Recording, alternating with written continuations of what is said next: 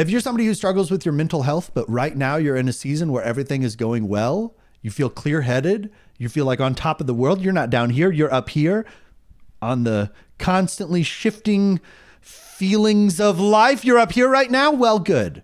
Great. Enjoy it. Soak it all in. Be present and allow part of yourself to acknowledge the fact that this will not be forever, that everything ends and everything changes and no feeling is final. And whatever it is that you're feeling right now, no matter how good or bad, it will not last. And that's so helpful when you feel like you're down here, that like this will not be forever. You will not feel this way forever. What a relief. That's hope. There's hope in that. But when you're up here, it's scary. Oh no, this isn't going to last. This is fleeting. This isn't final. For me, I can trick myself into thinking that like if I'm feeling up here and I know that it's not going to last forever, somehow I can convince myself that means it's not real. The fact that it's going to go away at some point means that it must have been faulty or phony or fake in some way. And that's not true. Enjoy it. You're up here. That's great. Enjoy it. Soak it all in. And also allow yourself to acknowledge the fact that a time is going to come where you're going to be. And it might be it might be big. It might be, who knows how high or how low, but there will be highs and there will be lows. A couple of weeks ago, I had a night where I was the lowest that I have been in a long time. And it was like the perfect storm of a bunch of big triggers and small triggers, all have like just some stuff that I've been dealing with in life. And at the same time, like it was a night where I was supposed to have plans that got canceled. And so I ended up being by myself and feeling kind of lonely. And I was already tired and a little bit hungry and some other things were going on. And just something happened that just like got me. And it got me so low, so fast to the point where at like 10:30 at night, I knew like I need to go to bed. There's nothing good is going to come from me trying to stay awake in the current headspace that I am in. And so like, I need to just go to sleep and I need to put this brain to bed as quickly as I can, because like I don't know, how quickly it came was so surprising. And then even like when I woke up the next morning, it was not completely gone. Like I still felt so low and my thoughts were so dark, and I just like laid in bed and just trying to like, sometimes I will just like white knuckle it of just like, let me just like hold on for dear life until this is over. But then eventually like I got up, I went to the gym, I ran for a little while. And by the time I got back to my house, it had gone away. And it was so weird to reflect on all of that and how quickly it all happened. And like to be in the same house that I was in the night before when I was feeling so low. And like by the time I get back from the gym and I'm just like looking around at this room of my living room, my kitchen, just like parts of my house, and just feeling like they all looked so different the night before. Everything felt and looked, and my perception, just like everything was so much worse and darker and heavier. And it was so weird to be back in there and like not feeling those things anymore. And just so strange how inaccessible it feels. Like that, like low, depressed brain that has given up. When I am not in that headspace, it's not like I can just like flip a switch, poke my head into what that headspace is like, look around and be like, oh yeah, oh man, yeah, this is bad. Oh man, yikes. And then like, flip the switch back off, pop my head back out and be like, oh, normal brain. Oh yes. Oh yeah, this is what it's like. And then like when I'm low, it's not like I can flip a switch and just like, oh yeah, what is it like when I feel normal? Like what does my brain feel like when I'm not at my lowest? Oh, right. Oh, this is what it's like. Oh yeah. Okay. And then like flip this. Like I can't access it. I can't just like jump over to it.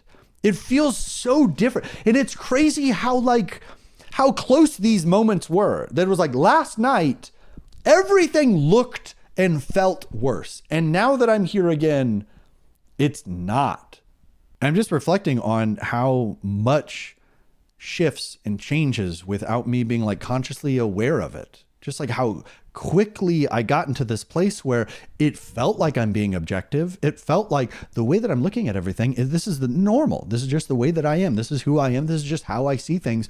When like then 12 hours later, I'm out of it and I'm like, no, that's not true at all. No, Taylor. So if you're somebody and you struggle with your mental health and things are going really well for you right now, now is the time to prepare yourself, prepare your environment, prepare the people in your life, because you're not going to be able to have those like good conversation. Like a great conversation would be like, okay, what do you need? Like what mode of communication is the easiest for you to admit and open up that like you are struggling and you're not doing well?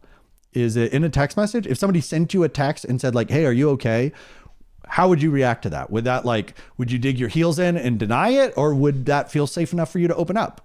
Or would it be a phone call? Or is it in person? Because like for some people, it's like a text message would be the worst. Or for other people, in person would be the worst, but a text message would be so much. Everybody's different. You're different. You're different from your friends.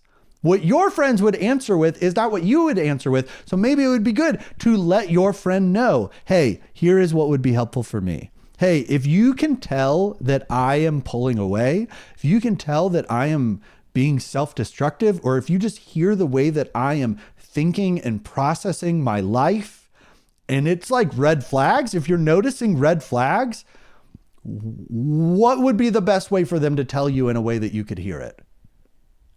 Maybe that's not an easy question for you to answer, and that's okay. Now's a good time to think about it because you're feeling good. Your mind is clear. You can look back on, you can reflect. You've got so much space. Now is the time to look at those things and turn around and ask your friend the same question. Talk with the people in your life about what are the best ways for them to communicate with you when they're worried about you. What are some questions that they could ask? And what are some good things to do together? Give them now. Like think of like, what would be a great thing that your friend, like if you're in a low place, that your friend could offer that would really be meaningful and helpful for you. For some people, it would be like, hey, can I come mow the yard for you? And then there would be people who'd be like, thank God, get that off of my list. Yes, because I just feel like I'm in a storm of emotions and I don't have enough space in my brain to think about mowing the stupid yard. And yes, that would, and then there'd be other people who are like, no, don't steal that from me. When I mow the yard, I feel the peace of God. And if you try to take that away from me, you're taking my worship away. How dare you? Or is there like a restaurant? Maybe that'd be cool to have with your friends. Is there a restaurant that could almost become a code word that you do not ever go to this restaurant unless you or your friend need somebody? That like, we go to any old place, but if you send a text message to your friend like, hey, can you go to Sonic with me today? Do you have any free time? And then like your friend immediately knows what that means. And they can like, yep, oh yeah, I'm willing to drop everything to go to Sonic with you because I know what it means when we go to Sonic. That'd be a great conversation to have. That'd be a cool thing to figure out.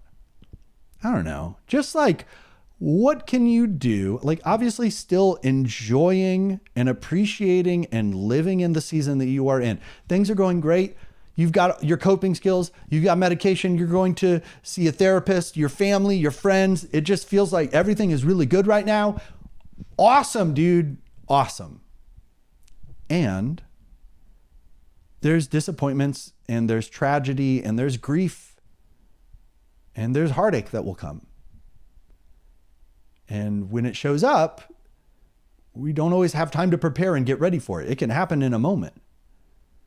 And so anything that we can get into our muscle memory, anything that we can get into our environment around us, anything that we can help prepare the people in our lives so that we don't have to try to do that while we're also trying to survive. Because there will be those moments where it just feels like everything else, I can't really focus on it right now. I am just trying to survive.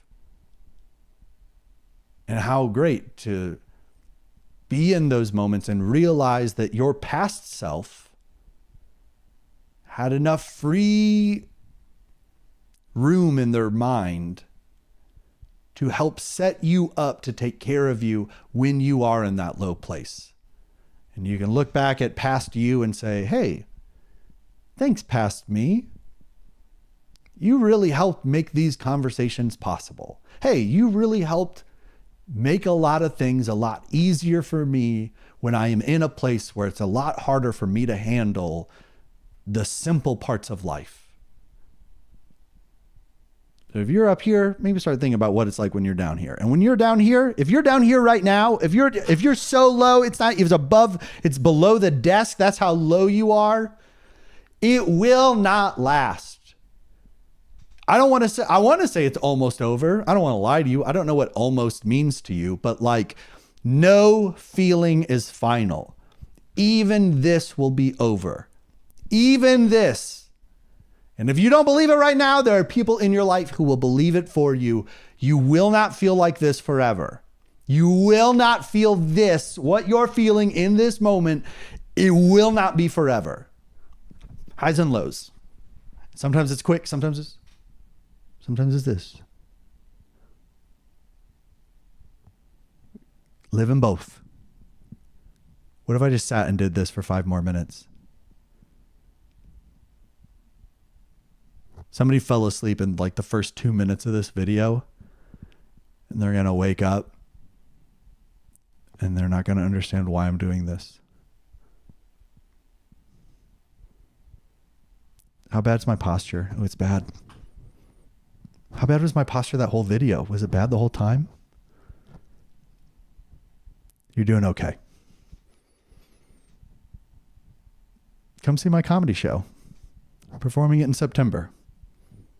And now I'm like too in my head about what my arm looks like. There's highs and lows. There's a time for everything.